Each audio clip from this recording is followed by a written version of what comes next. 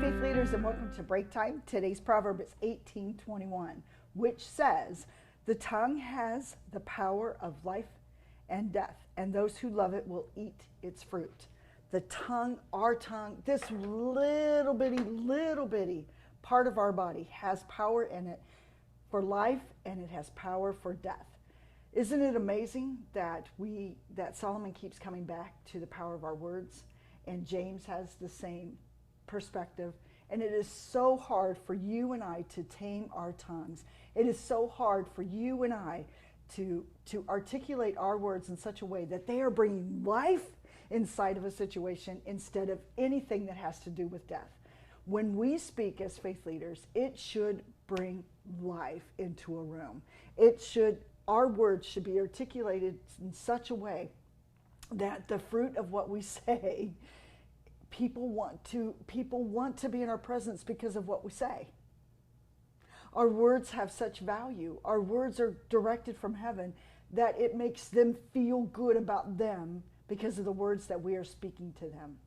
Our words should be such of great value that they are actually bringing things that are dead into existence.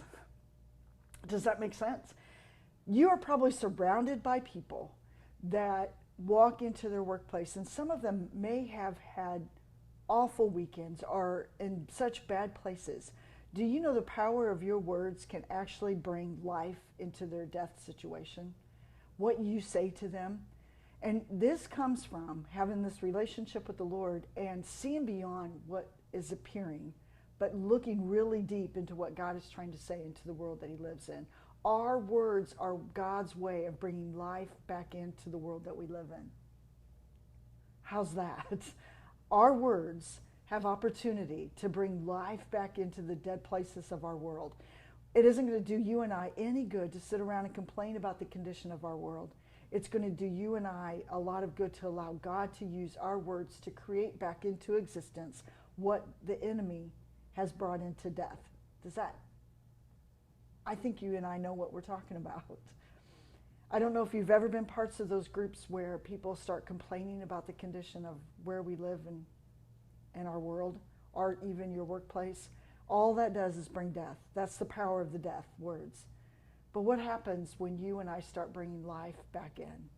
When we see through the eyes of the Lord and we're hearing what he's saying from a divine perspective, our words then are coming from above and not from below. Speak words from above today and watch life happen. Watch life come around you and the fruit that it produces. Have a great day.